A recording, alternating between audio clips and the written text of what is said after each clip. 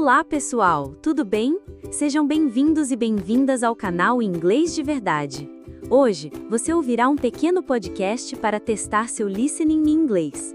Após ouvi-lo, você responderá 5 perguntas sobre o assunto falado para testar a sua compreensão. Fazendo isso, além de praticar seu listening, você ainda vai ganhar vocabulário em inglês. Caso queira, você pode ativar a legenda em inglês que está disponível no vídeo. Então vamos começar. Okay, let's unpack this. Have you ever been in that situation where you're reading something in English, right? Mm-hmm. Maybe an article, a book, and you get almost every word. You feel pretty good about it. Yeah, you feel confident. Exactly.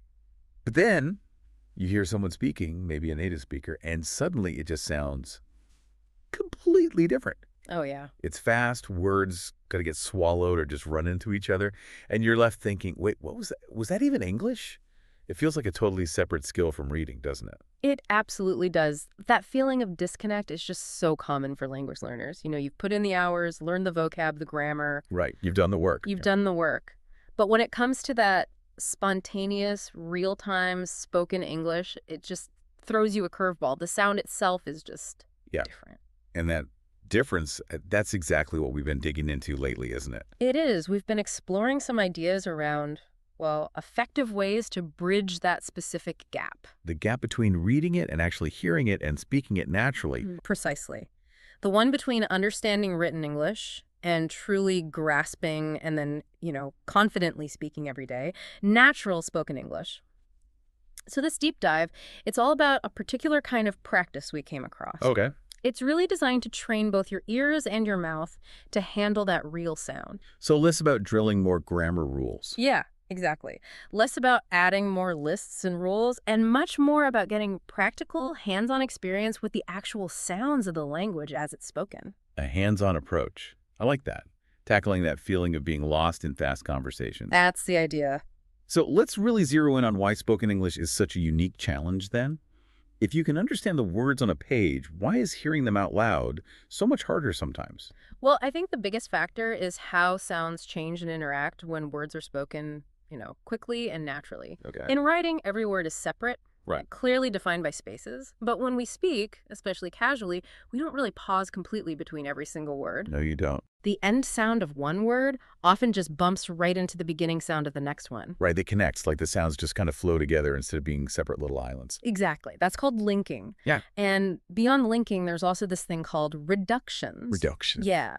These are when parts of words, or sometimes even entire small words like to or of, they get shortened, simplified. They almost disappear in the unstressed parts of speech. It's just a natural part of making speech more efficient, really. Huh. So you're saying the actual sound of a word might change depending on what's around it, and some sounds just get weaker or even drop out entirely. Precisely. You combine that linking, where sounds blend, with reductions, where sounds get smaller or change, Okay.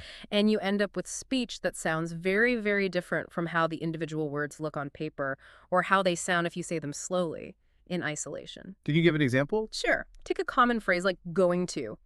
In natural, fast speech, that very often reduces to gonna. Gonna. The sound completely changes, doesn't it? Even though the meaning is identical. So if you're only used to hearing going to pronounced really distinctly, Hearing gonna could totally throw you off. it really can. It's confusing. That makes total sense. Your brain is kind of expecting one sound pattern and it gets hit with another one.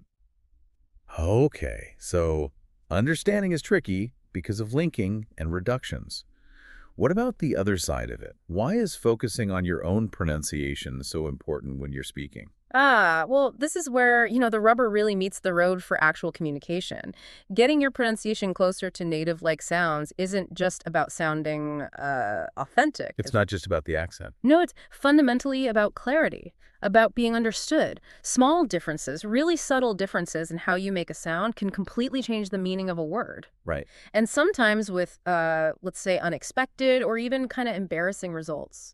Oh, I think I know the examples you might be thinking of, the ones that can cause some serious confusion if you get them wrong. Exactly. These are the classic pitfalls, aren't they? Think about that subtle difference in the vowel sound between beach, Nice place by the sea? the nice place by the ocean, yeah, and bitch, which is, well, a very rude and offensive word. Very different meanings. Hugely different. Or think about sheet, for your bed versus shit, which is a common swear word. Wow. Yeah, those are just one tiny sound change, aren't they? But they lead to completely different words, one perfectly normal and the other. Well, potentially causing a lot of offense or confusion. Right, and learners might make those kinds of vowel errors not because they don't know the word's meaning, but simply because that subtle sound difference is genuinely hard to hear accurately, and then even harder to produce accurately. So you might mean to say, I love the beach, but if that vowel sound is just slightly off. You could unintentionally say something quite different and possibly quite offensive. Okay. That really highlights how crucial pronunciation is. Not just for sounding fluent, but really for basic understanding and avoiding misunderstandings. So it's a two-way street then. Absolutely. Train your ear to hear these changes and train your mouth to make the sounds clearly. That's it, exactly. Practicing listening helps you decode that fast speech, recognizing those linked and reduced forms. And practicing speaking helps you produce the sounds correctly yourself, develop a more natural rhythm, a natural flow. And they help each other. They really reinforce each other. Your listening improves because you start to understand how the sounds are actually made. And your speaking improves because you're actively trying to match the sounds you're hearing. It builds tremendous confidence over time. Okay, so tell me about this specific practice method you mentioned.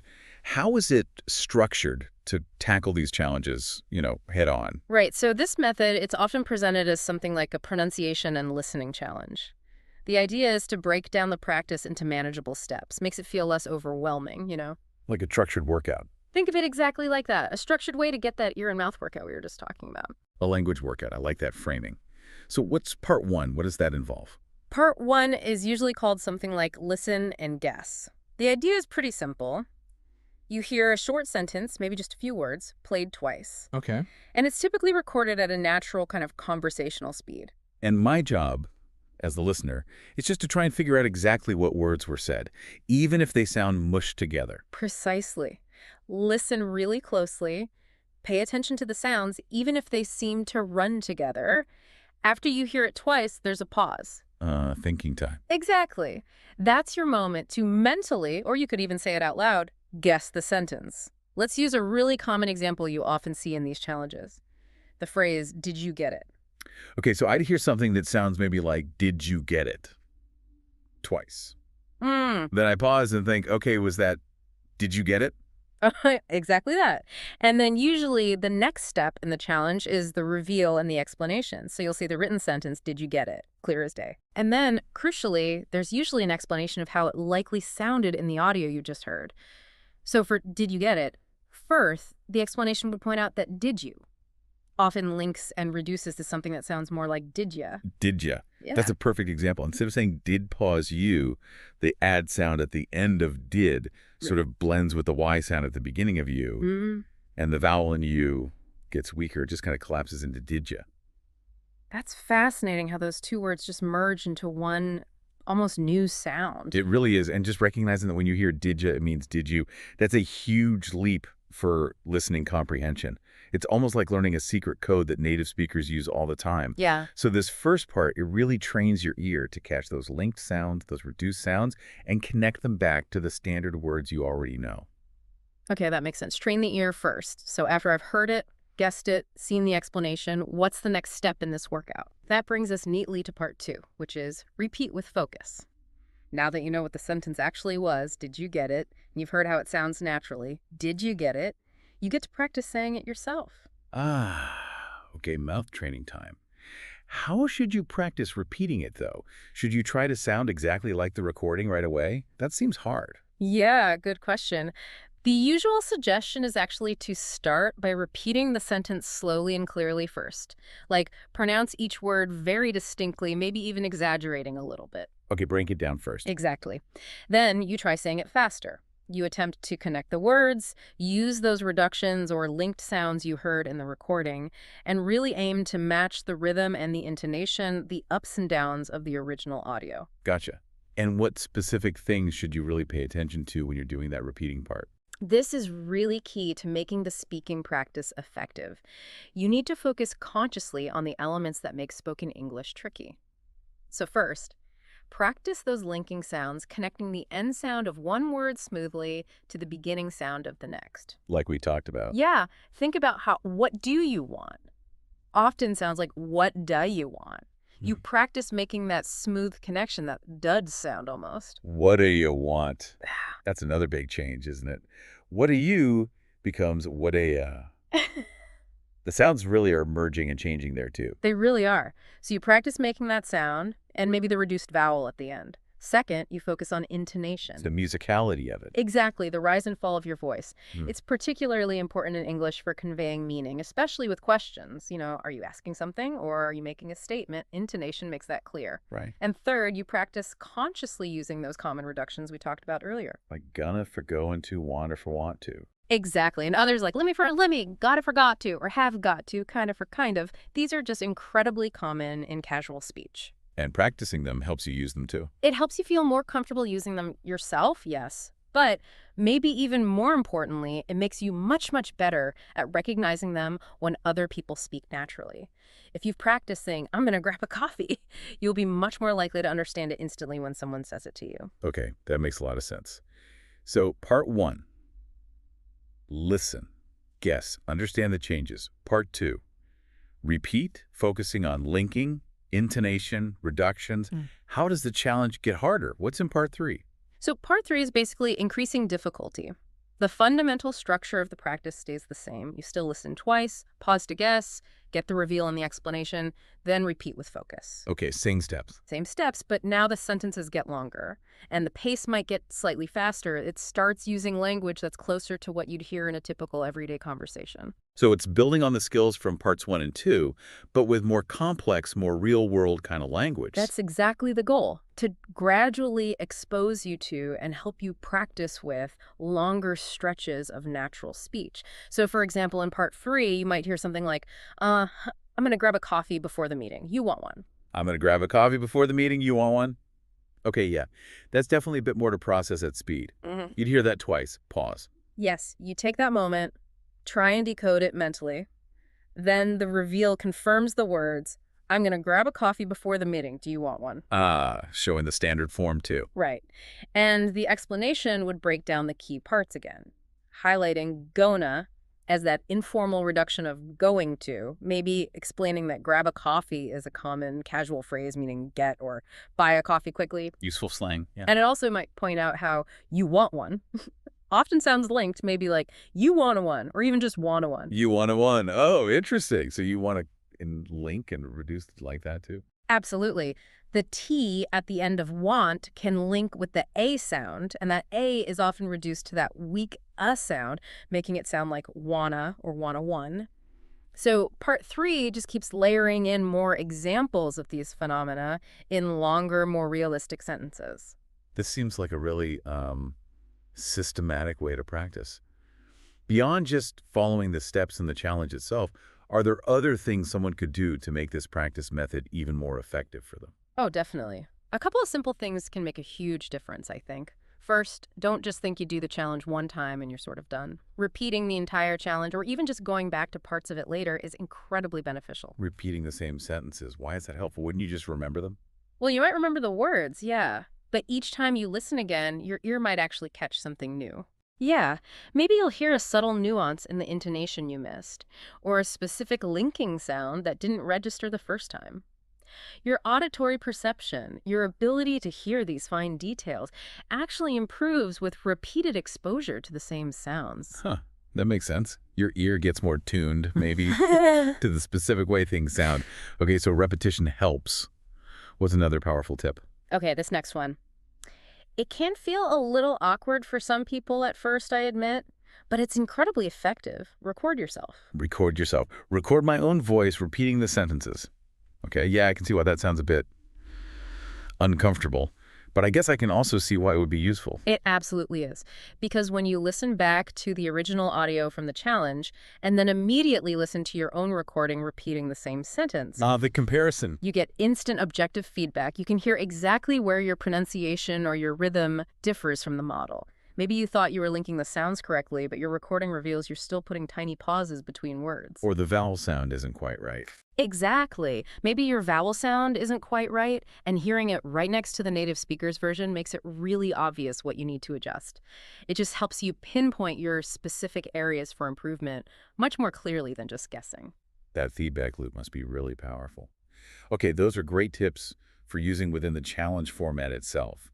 What about extra practice, outside of the challenge, applying these ideas more broadly? Yeah, the principles are totally the same, and thankfully there are some fantastic resources out there now. For example, websites like Youglish or Forvo are wonderful for this. Youglish and Forvo, what do they do? So you can type in almost any word or even a short phrase, and they'll show you short video clips, usually from YouTube, or audio clips of native speakers using that exact word or phrase in real conversations, real contexts. Oh, wow. So not just one dictionary pronunciation, but lots of real examples. Exactly. It's a perfect way to hear how words actually sound when spoken naturally by many different people in different situations. Hearing words in context like that is always so much more helpful, isn't it? Totally agree. Much better than just an isolated sound. Okay, what else? Another simple thing you can do is just when you're watching movies or TV shows or even YouTube videos you enjoy in English, maybe put the English subtitles on, at least at first, and just pay attention to how people actually speak. When you hear a phrase that includes that linking or reductions or just something that sounds really natural and fluent, pause the video. Pause it right there. Yeah, pause it. Try repeating the phrase yourself right then and there. Really try to mimic the sound, the rhythm, the intonation you just heard. So kind of like actively imitating bits and pieces of what you hear. Exactly. And that actually leads nicely into a technique called shadowing. Have you heard of shadowing? Shadowing, I think so. Isn't that where you try to speak along with the audio? That's the one. It's kind of an advanced form of that imitation. You listen to a short piece of audio, maybe just a sentence or two, or even a short paragraph, and you try to speak at the exact same time as the original speaker. Almost like you're their echo or their shadow. You have to focus intensely on matching their speed, their intonation, their rhythm, all those links and reductions in real time. Shadowing. Speaking simultaneously with the audio. That sounds really challenging. Oh, it is challenging, especially when you first try it. It feels very fast. But it forces your mouth and your brain to work at the speed of natural speech. Right. And it makes you focus purely on the sound and the flow of the language, not just thinking about individual words or grammar. It's an amazing way to improve your overall fluency and rhythm, and it builds that muscle memory for natural speech patterns. Not easy, but very, very effective for getting that real spoken English feel. Wow. Okay. So many practical ways to apply these ideas then. So Yeah. just to kind of sum it all up, what are the key benefits of using this kind of structured pronunciation and listening challenge and maybe incorporating these extra tips like recording yourself or shadowing? Well, I'd say the biggest payoff, the main goal, is becoming significantly more confident and capable with spoken English, both listening and speaking. This kind of targeted practice makes you much better at understanding native speakers, even when they speak quickly or casually, using all those features we talked about. And on the flip side, It helps you speak more clearly and more fluently yourself, because you're actively practicing producing those sounds and rhythms, not just recognizing them. so it really directly helps you in actual real-world communication situations. Absolutely. I mean, whether it's understanding a colleague in a work meeting, or ordering food when you're traveling, or just enjoying a movie without constantly having to read the subtitles. Or just having a spontaneous chat with someone you meet. Exactly. Or just having a spontaneous chat. Improving your command of spoken English, both understanding and being understood, it just opens up so many possibilities. It really moves you beyond just knowing the rules on paper to actually using and understanding the language as it lives and breathes every day. Which really brings us back to why this matters so much to you, the listener, right? No matter your reasons for learning English, maybe it's for work, or travel, or connecting with people, or maybe just the sheer joy of learning something new. Improving your ability to understand and be understood in natural, spontaneous spoken English is a real game changer. It increases your access to information, your ability to connect with people on a deeper level. It truly does expand your world, doesn't It it? really does. So here's maybe a final thought to leave you with. Just think about all the conversations you might feel more confident joining, all the information you could access more easily, all the connections you could potentially deepen if you felt truly comfortable with that natural, spontaneous spoken English. And maybe consider, what's just one small step you could take today? Maybe just trying a short listening challenge you find online. Or maybe recording yourself saying just a few sentences from something you read. Or even just pausing a video and mimicking one phrase you heard. Just one small step to start actively training both your ear and your mouth. How can you maybe weave just a little bit of this kind of deliberate practice into your day?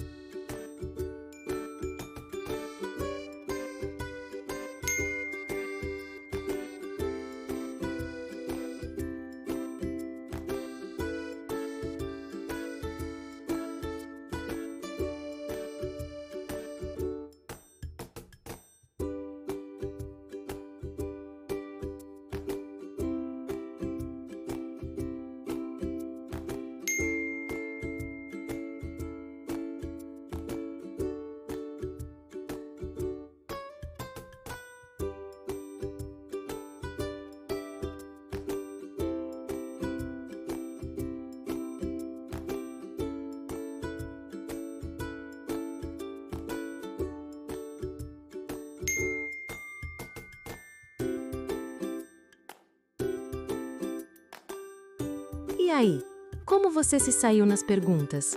Conseguiu entender bem o podcast? Se não acertou tudo, não se preocupe. O mais importante é praticar com frequência.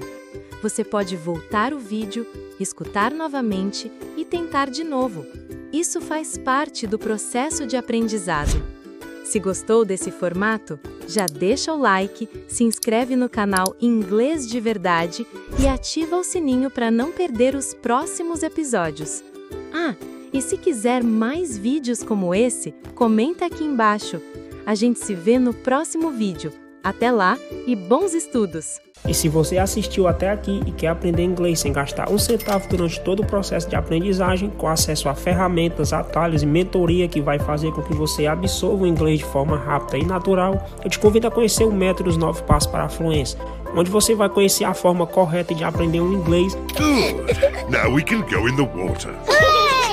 Com acesso a ferramentas que irão te auxiliar nesse aprendizado. E o melhor, todas encontradas de forma gratuita. E entre essas ferramentas, uma você usará para manter contato com nativos do inglês para que sua prática de conversação seja mais eficaz. Porque nada melhor do que absorver o inglês diretamente da fonte. E quando eu digo que essas ferramentas são gratuitas, eu não quero dizer que apenas o primeiro mês será grátis, como degustação, e que se você quiser continuar usando, você terá que pagar. Todas as ferramentas que serão apresentadas a você nesse método são gratuitas para o resto da vida, até quando você quiser usar. Esse método é perfeito para você que não tem ideia de como e por onde começar, e para você que já tem um conhecimento em inglês, mas ainda não conquistou a fluência. Nele você será apresentado a atalhos que vão acelerar seu aprendizado, que estudantes que estão começando não fazem ideia que existem. 99% das pessoas que colocarem esse método em prática, seguindo passo a passo, conseguirão realizar seu sonho de se tornar fluente em inglês.